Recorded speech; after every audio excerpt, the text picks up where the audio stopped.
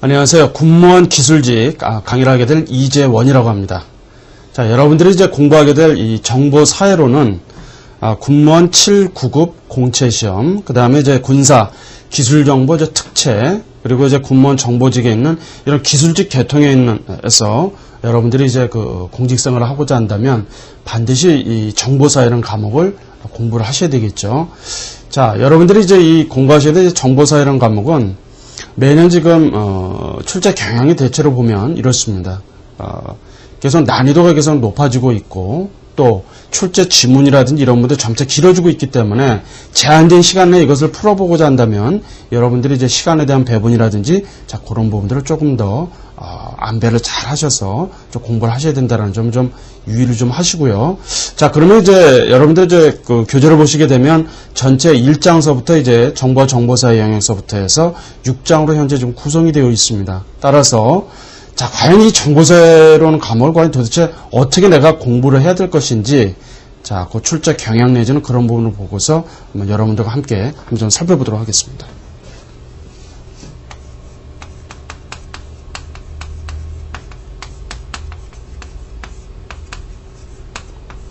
자, 여러분들이 이제 공부하게 될 과목은 바로 이제 정보사회론이죠. 자, 정보사회론에서 보면 먼저 이제 1장에서 보시게 되면 자, 교재를 한번 중심으로 해서 보시면 자, 정보와 이제 정보사회 영역이 있습니다.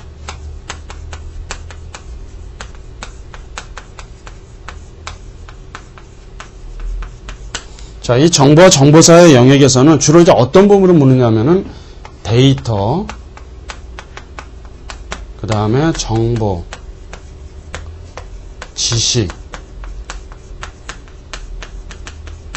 이런 개념에 대한 부분을 반드시 묻습니다. 자, 데이터는 도대체 무엇을 의미하고, 정보는 무엇을 의미하고, 지식은 과연 무엇인가. 이 기본적인 이런 개념을 먼저 파악을 하셔야 되겠죠.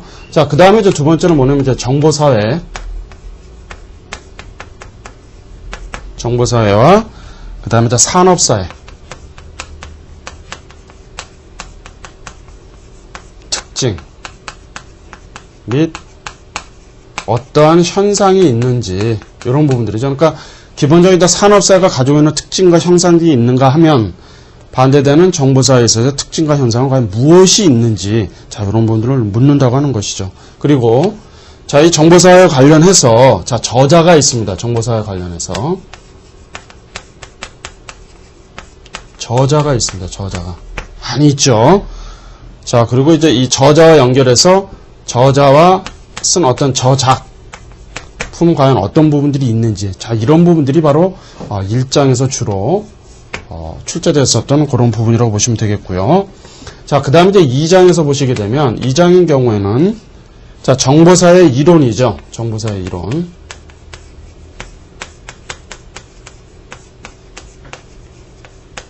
자 이 정보사회 이론인 경우에는 자, 정보사회 이론 분야에서는 자, 이 부분은 이제 출제 빈도가 계속 증가되고 있습니다. 출제 빈도가 증가하고 있다. 그래서 이제 정보사회 이론 분야에서는 주로 이런 정보사회 이론과 관련한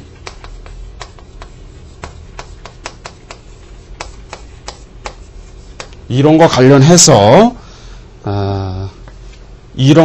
이제 학자하고 연결된 부분이죠. 학자들하고 이제 연계된 그런 부분들 관련해서 이제 묻는 그런 지문들이 많이 출제가 되고 있다라는 점. 자, 그런 부분들을 좀 여러분들이 좀 주목을 해 주셔야 될 것 같고요. 자, 그 다음에 이제 3장인 경우입니다. 3장인 경우에도 보시게 되면, 자, 뉴미디어하고, 그 다음에 커뮤니케이션 경영이죠. 커뮤니케이션.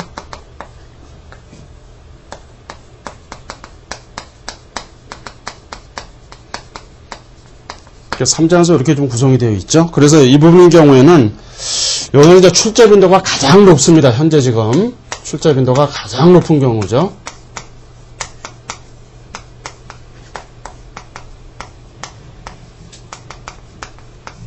그래서 이 3장인 경우는 여러분들이 조금 더 중점을 두어서 공부를 좀 하셔야 된다라는 점, 그런 부분을 좀 유의를 좀 하셔야 될 것 같고요.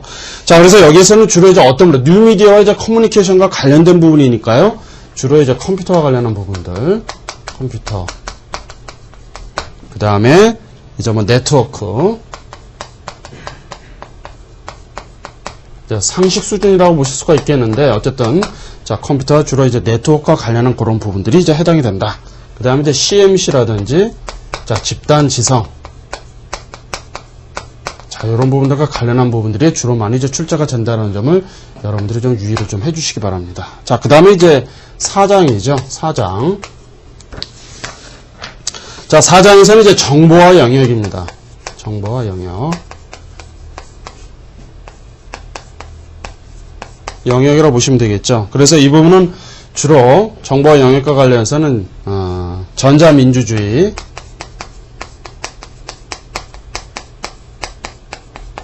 그 다음에 뉴 거버넌스 라든지 정보와 그러니까 이제 사회, 정치, 그 다음에 경제, 자, 이런 이제 분야에 걸쳐서 각 분야의 어떤 현상들, 이런 부분들과 관련한 부분들을 여러분들이 좀 주목해서 좀 보셔야 될 겁니다. 자, 그 다음에 이제 5장에서 보시게 되면, 5장인 경우에는, 자, 정보 사회의 쟁점이죠. 정보 사회의 쟁점.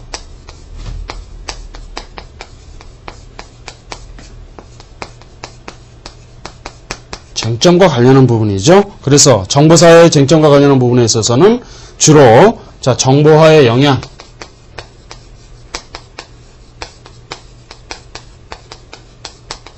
정보화는 어떠한 영향을 주는지 그런 부분들하고, 자, 그 다음에 이제 정보사회는 어떠한 또 문제점이 있는지, 정보사회에 대한 문제점. 그 다음에 정보윤리. 자, 이런 부분들이 이제 정보사회의 쟁점과 관련한 부분에서 주로 이제 출제된다라는 점을 여러분들이 좀 보시면 되겠고요. 자, 그 다음에 이제 6장 보시게 되면, 6장에서는 이제 정보사회의 이제 법률 문제 영역입니다. 정보사회에 있어서의 법률 문제.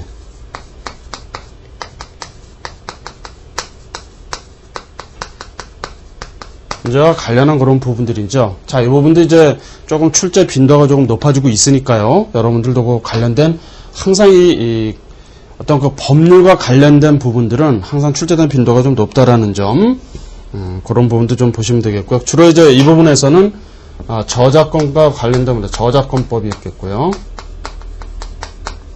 그 다음에 이제 중요한 부분은 먼저 개인정보보호법입니다.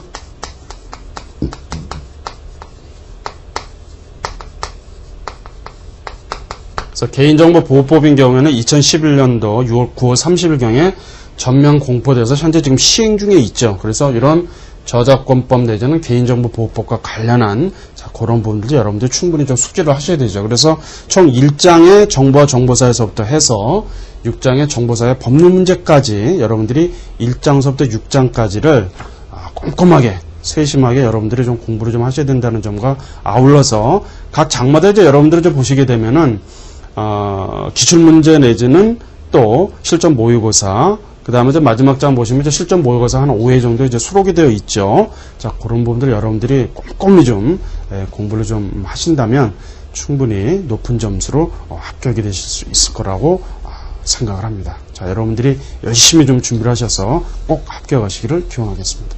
자, 그러면 이제 이번 시간 이제 첫 시간이니까요. 첫 시간에 좀 강의를 좀 진행하도록 하겠습니다.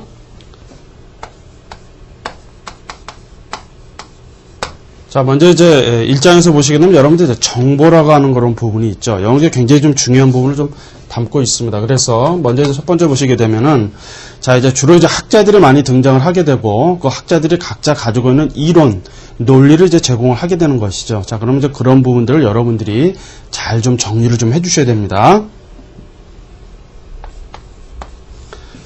맥도너라고 하는 사람이 있죠. 맥도너. 맥도너라는 사람이 이제 데이터와 그 다음에 정보 그리고 지식에 대한 부분을 이 사람은 데이터와 정보 지식에 대해서 어떻게 얘기를 했는지 한번 좀 보도록 하죠. 먼저 이 데이터라고 하는 것은 이렇게 지금 이 사람은 정의를 합니다. 데이터라고 하는 것은 평가되지 않는 메시지다. 되지 않는 메시지. 자, 그러면 정보라고 한다면요. 정보라고 하는 것은 이런 의미죠. 자, 이러한 데이터와 평가되지 않는 메시지인 데이터와 플러스해서 바로 특정 상황에서 평가하는 것이다.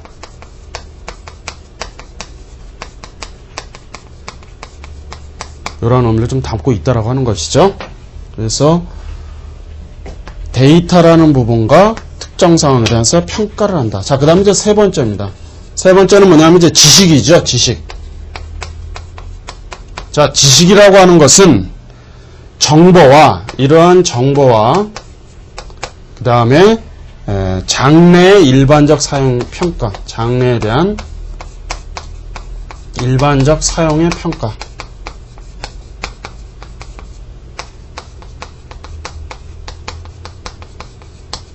자, 이런 부분들은 이제 맥도너라고 하는 학자가 데이터와 정보와 지식에 대해서 정의를 내린 겁니다. 그래서 이런 부분들 여러분들이 잘 정리를 해주시고요.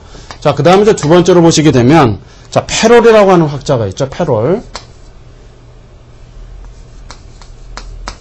자, 패롤이라는 학자도 마찬가지로 이제 데이터와 정보와 지식에 대해서 언급을 합니다. 정보, 그 다음에 지식에 대해서. 자, 그래서 이 사람은 이제 데이터는 뭐를 이제 의미를 하느냐. 데이터에 대해서 이렇게 얘기하는 것이죠. 자, 데이터라고 하는 것은 어떠한 사실을 특정 숫자로 표현한 것이다.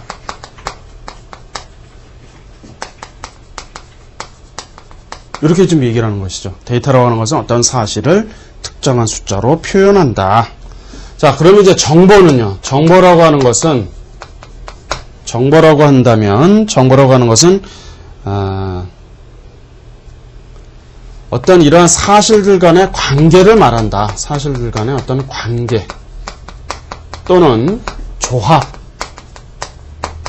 이러한 부분들을 이제 정보라고 이제 정의를 내리는 것이죠. 자, 그러면 이제 지식이라고 하는 것은요.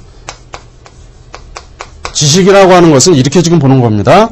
이러한 정보를 이해하고 그 다음에 평가하고 하는 어떤 그 행위, 그런 행위들을 포함하는 일련의 그런 부분들을 우리는 지식이라고 이렇게 좀 정의를 내는 거죠. 그러니까 패롤이라는 학자는 이렇게 또 정의를 좀 내리는 겁니다. 각자 이제 주장하는 그런 부분들이 틀릴 수 있으니까요. 자, 그 다음에 이제 세 번째로 우리가 보는 것은 뭐냐면 이제 쿠버죠. K-U-B-L이요. 쿠버에 있어서의 데이터와 정보 지식.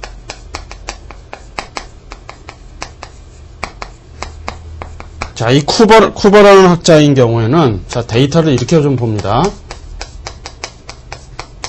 자, 데이터라고 하는 것을 다양한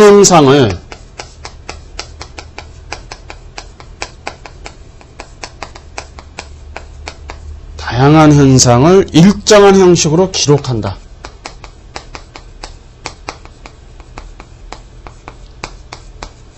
기록하는 것을 우리는 이제 데이터라고 이렇게 정의를 좀 해놓는 것이죠. 자, 그 다음에 이제 정보입니다. 정보. 자, 정보는 이러한 데이터를 바로 조직화해서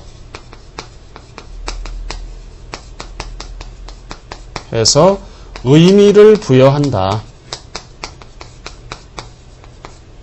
이런 의미죠. 그러니까 이러한 데이터라고 하는 것을 조직화해서 의미를 부여하는 것을 우리는 정보라고 한다라고 이렇게 정의를 해놓은 것이죠. 자, 그 다음에 이제 지식은요. 자, 지식인 경우에는 이러한 정보와 데이터가 있으면 이러한 정보와 데이터를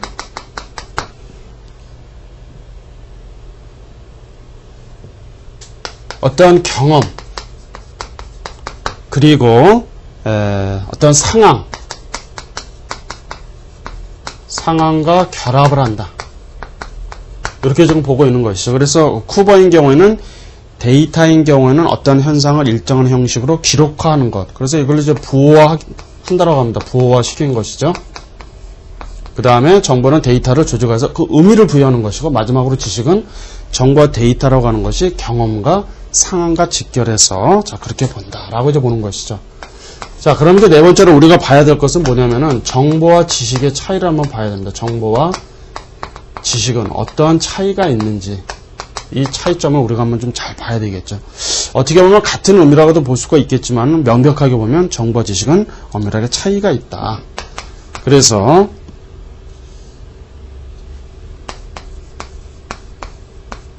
자, 이 맥클럽이라고 하는 이 학자인 경우에는 정보와 지식의 차이를 이렇게 좀 구분을 해 두었습니다. 자, 정보라고 하는 것은 정보와 지식을 이렇게 좀 구분을 해서 보는 것이죠. 정보라고 하는 것은 주로 이제 단편적이다. 단편적이라고 이제 볼 수가 있다. 정보는. 그리고 이제 특정하죠. 특정하게 정해질 수가 있죠. 그러나 지식인 경우에는 반대로 굉장히 구조적이고 그 다음에 결합적이다. 그리고 때로는 좀 보편적인 그런 성격도 가지고 있다라고 이제 보는 것이죠. 자, 그 다음에 정보인 경우는 주로 적시적입니다. 적시적이라는 것은 그런 그 시점에 맞춰서 바로 적응이 되는 것이죠. 그 다음에 이제 일시적이다. 일시적인 부분을 가지고 있다.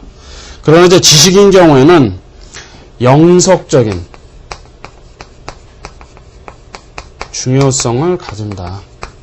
영속적이라는 것은 계속 이제 영구히 변함이 없이 이제 그런 부분들이죠. 그 다음에 정보인 경우는 주로 이제 메시지의 흐름이죠. 메시지의 흐름을 얘기합니다. 그러나 이제 지식인 경우에는 주로 이런 어떤 흐름이 축적이 되는 것이다. 흐름이 축적이 되는 부분들을 이제 지식이라고 합니다. 이렇게 좀 나눠보는 것이죠. 그렇게 여러분들이 보시면 되겠고요. 자, 그 다음에 이제 테스키라고 하는 사람이 학자가 있습니다. 자, 테스키라는 학자인 경우에는 정보라고 하는 것을 정보를 데이터의 구조화된 집합으로 본다. 데이터의 구조화된 집합. 이렇게 좀 보았고요. 그 다음에 이제 테스키인 경우에는 이제 지식을 뭐라고 얘기하느냐면은 새로운 정보에 의해서 이러한 정보에 의해서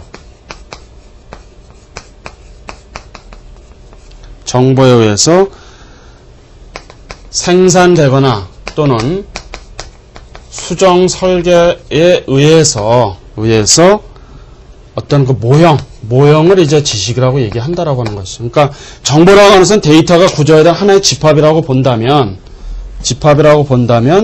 지식이라고 하는 것은 이러한 정보를 의해서 생산되고 수정된 하나의 설계 모형으로 봤다라고 이제 보는 것이죠. 그렇게 이제 본다라는 겁니다.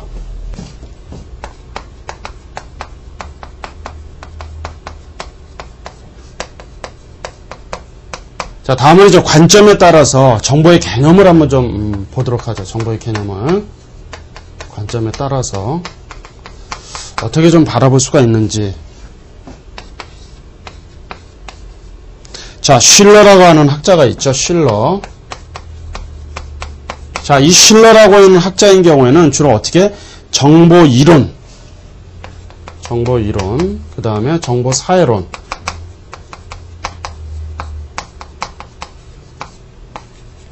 하고 그 다음에 정치 경제학적인 관점,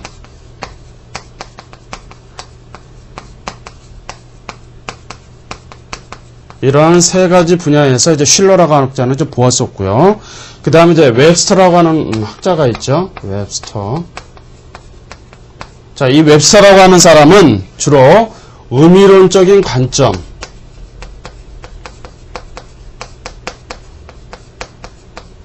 관점과 그 다음에 또 하나죠. 바로 비의미적 관점.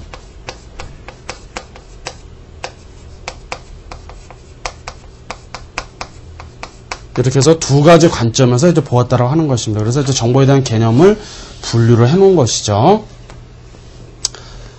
자, 그 다음에 이제 본격적으로 이제 여러분들이 정보의 개념에 대해서 좀 우리가 좀 살펴보도록 하죠. 정보의 개념. 자, 정보라고 하는 것은 도대체 무엇이냐라고 하는 부분들을 이제 언급을 하게 되는 것이죠. 자, 그래서 이제 다양한 관점들이 이제 등장을 하게 됩니다. 정보와 관련해서. 그 다음에 먼저 이제 정보 이론적 관점이죠.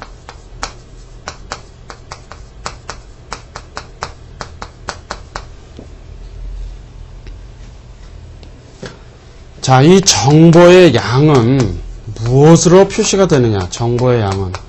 자, 이 부분이 이제 출제됐던 그런 부분입니다만은 정보의 양은 비트로 표시를 해줍니다. 비트로 해서 표시를 해주게 된다. 정보의 양은 비트로 측정이 가능하다. 이 부분입니다. 비트로 가능하다. 자, 그래서 여기서는 이제 위너라고 하는 학자가 이제 등장합니다. 위너인 경우에는, 자, 사이버네틱스 이론이 나오죠. 사이버네틱스.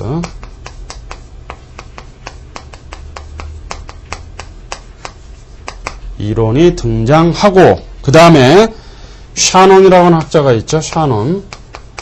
샤논인 경우에는 바로 수학적 커뮤니케이션 이론입니다. 수학적 커뮤니케이션.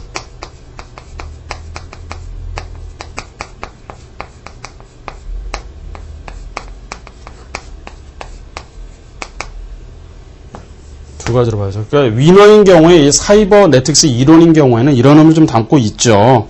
자, 정보가 가지고 있는 그런 의미에 대해서 이렇게 좀 얘기를 합니다. 이 사람은. 자, 정보라고 하는 것은 어떤 기호를 전달하는 그런 메시지가 직접 어떤 인공적인 의미나 형식의 크기와 구조를 말한다라고 그렇게 좀 정의를 좀 내리고 있고요. 자, 그 다음에 이제 샤논인 경우에는 수학적인 어떤 커뮤니케이션과 관련한 부분인데, 클라우드 샤논인 경우에는 그래서 이 사람이 이제 정보량에 대해서도 좀 언급을 합니다. 정보량과 관련한 부분들을 언급을 주로 많이 했죠. 정보량과 관련한 부분들을 언급한다. 그래서 이 정보량과 관련한 부분이기 때문에 이렇게 얘기를 하는 겁니다. 정보량이라고 하는 것은 총 실현량에 있어서 잡음을 제외한 것인데 바로 많은 의미를 부여하게 되면 고가의 효용성이 높은 개념이고 반대로 적은 의미를 부여하게 되면 그것은 저가의 효용성이 조금 낮은 그러한 정보이다라고 그렇게 조금 언급을 했다라고 하는 것이죠. 그래서 이 정보이론적 관점에 있어서는 바로 이 위너라는 학자하고 이 샤논이란 클라우드 샤논이라는 학자를 여러분들이 주목할 필요가 있다라고 하는 것이죠. 그래서 이제 대표적인 학자로 해서 언급을 좀 합니다.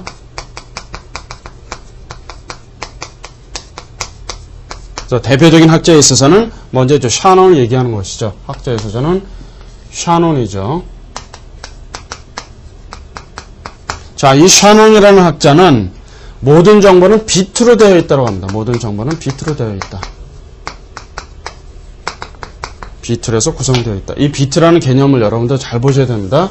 정보의 개념은 바로 무엇으로? 샤논인 경우에는 모든 정보는 비트로 구성되어 있다. 그렇게 좀 보는 것이죠. 그 다음에 이제 위너인 경우에는요. 위너죠. 자, 위너인 경우에는 이 정보라고 하는 것을 자, 기호로 전달되는 그런 메시지가 인공적인 의미의 형식 구조다. 그러니까 질서의 크기다. 질서의 크기로 본다. 이 사람은 그렇게 좀 정의를 했습니다. 그 다음에 이제 세 번째로 바로 이제 샤논과 그 다음에 이제 웨버라고 하는 사람이 있죠. 웨버. 이 샤논과 웨버인 경우에는 이렇게 봅니다. 정보라고 하는 것은 불확실성을 감소시키는 요인이다. 정보라고 하는 것이 정보는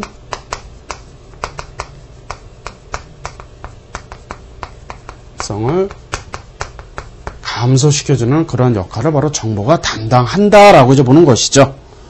자, 그래서 여기에서는 바로 이제 정보 이론적인 관점에 있어서의 특징을 몇 가지 좀 언급을 해보자면 이런 부분입니다.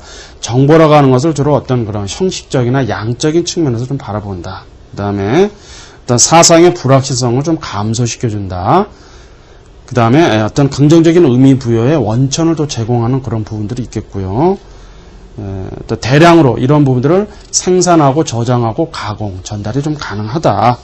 그 다음에 어떤 그런 정보라고 하는 것은 불확실성으로 발생하는 비용도 감소시킬 수 있다. 자, 그런 정도로 여러분들이 보시면 되겠습니다.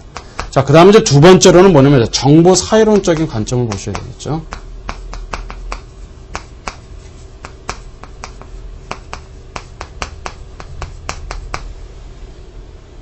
자, 정보 사회론적인 이제 관점에서 본다라고 한다면 여기도 이제 대표적인 학자들이 있습니다. 대표적인 학자들이.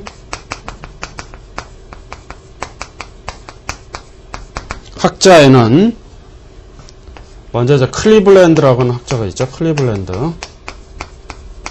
자, 영문으로 있기 때문에 여러분들 그렇게 보시면 되고요. 클리블랜드라고 하는 학자는 있는데 이 사람은 정보의 어떤 그런 자원의 생산과 재생산이라고 하는 것은 바로 어떠한 법칙을 따르지 않기 때문에 확대도 되고 또 압축도 가능하다고 합니다. 무엇이요? 정보를 얘기하는 것이죠. 정보라고 하는 것을 압축도 할 수 있고 확대할 수도 있고 그렇게 좀 보는 것이죠. 그 다음에 대체와 이동이 가능하다.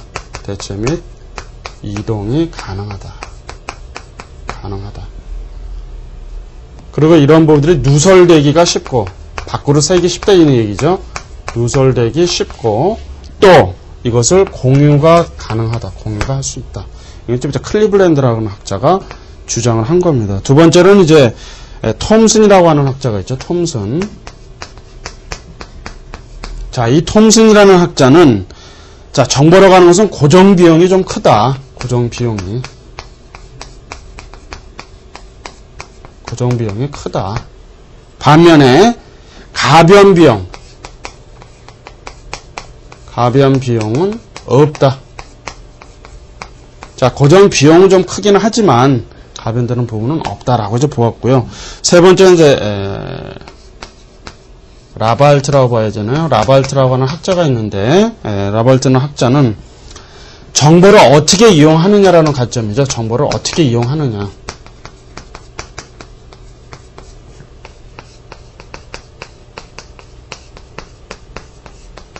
바로 이 부분입니다. 정보를 도대체 어떻게 이용하는 것이 좋겠는가라는 그런 부분들을 언급한 사람입니다.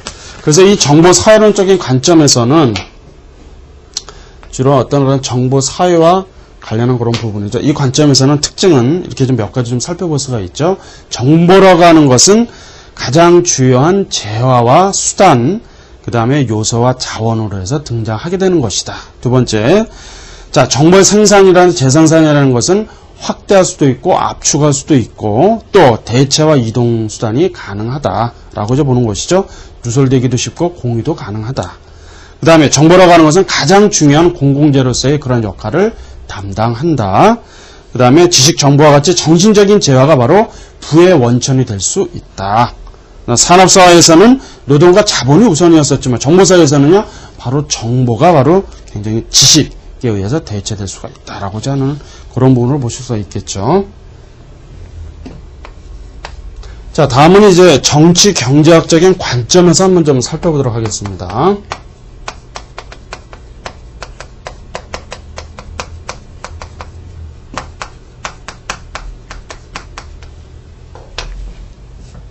자, 여기서는 이제 여러분들이 이제 정치와 경제학과 관련한 그렇게 이제 연관되는 이제 그런 선상에서 좀 바라보셔야 된다는 것이죠. 그래서 어떤 그런 정보의 생산 또는 분배, 그런 부분과 이제 관련한 부분이다라고 이제 여러분들이 좀 이해를 하시면 되겠습니다. 그래서 이제 대표적인 학자가 등장하죠. 대표적인 학자. 자, 먼저 이제 해링턴이라는 학자가 있습니다. 해링턴. 자, 이 해링턴이라는 학자인 경우에는 정보라고 하는 것이 바로 의사결정자의 행동 선택에 도움을 준다.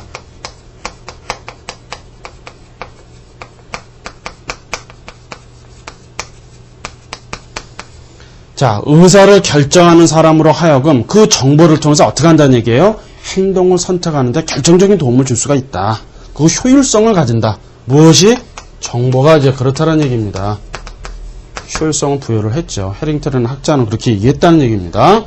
자, 그 다음에 데이비스와 올슨이라고 하는 학자가 있죠. 올슨. 자, 이 두 사람인 경우에는요. 자, 정보의 가치라고 하는 것이 의사결정의 행위 변화, 행위가 변화하고 그 다음에 가치 정도. 자, 이런 부분에 따라서 결정이 된다라고 이제 보는 것이죠. 자, 그 다음에 이제 세 번째로는 바로 이제 로빈슨이라는 학자가 있어요. 로빈슨.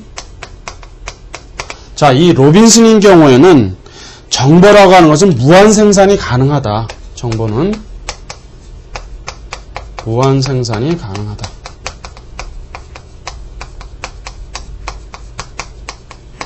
자, 그리고 사용 기간은 감가상각하지 않는다.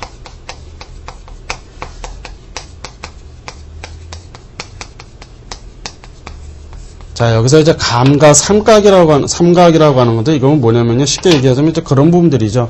예를 들어서 내가 이제 차를 구매했다고 한다면, 사용 기간이 계속 연수가 증가됨에 따라서, 예를 들어서 뭐 타이어가 뭐 마모가 된다라든지 그런 부분들이죠. 그러니까 사용하게 되면 그 기간이 길어지게 됨에 따라서 수반이 되는 어떤 그런 내가 이제 비용을 이제 감수해야 되는 그런 부분들이 바로 이제 감가상각인데, 정보란 그런 부분이 있느냐라는 얘기입니다. 무슨 얘기죠? 이게 감가상각하지 않는다. 그런 부분들이 거의 없다라는 얘기죠. 그래서 사용기간 관련해서는 감가상각하지는 않는다라고 이 세 사람은 정치 경제학적인 관점에서 바라보았다라고 이제 보는 것이죠. 자, 그러면 여기서 이제 바로 이런 정치 경제학적인 관점에서 바라본 특징은 이 학자들이 주장한 부분을 이제 언급을 한 것이죠. 자, 그래서 여기서는요, 특징이 이렇습니다. 자, 두 가지 관점에서 봅니다. 두 가지 관점. 하나는 뭐냐면은 공공재적인 관점, 공공재적인 성격이 있죠. 성격에서 바라보고요. 또 하나는 뭐냐면은 사유재적 성격입니다. 사유재적 성격이다. 자, 그래서 이제 공공재적인 성격이라고 한다면 이것은 바로 자원으로 봅니다. 자원으로 본다. 자원으로. 그 다음에 사유재적인 성격인 경우에는 이런 경우는 주로 어떤 그런 상품으로 본다. 상품으로. 이런 두 가지 관점으로 보았다라는 것이죠. 그러니까 공공재적인 성격으로 하면 무엇으로? 자원으로. 하지만 사유재적인 성격에서는 그것을 상품으로 본 것이 바로 무슨 관점이요? 정치 경제학적인 관점이다. 라고 그렇게 보시면 된다라고 하는 것이죠. 그래서 정보기술의 이런 발전이라든지 이런 부분들은 사회가 변동하게 되면 자, 그런 부분에서 결정이 되어질 수가 있고, 어떤 그 상상관계 어떤 동질성을 너무 좀 강조를 하게 되다 보면 정보사회가 가지고 있는 그런 부분은 조금은 과소평가할 그런 부분도 있다. 그리고 여기서 이제 보시는 바처럼 정치와 경제라고 하는 것은 상호 어떤 연관관계선상에서 설명하고자 했던 것이 바로 정치 경제학적인 관점이다라고 여러분들 그렇게 좀 이해를 하시면 되겠죠. 그래서 정보사의 의미로 분석하는데 가장 적절한 그런 부분들을 이제 제공하는 자, 그런 부분이라고 보실 수가 있겠습니다. 이번 시간 강의는 여기서 모두 마치겠습니다. 수고하셨습니다.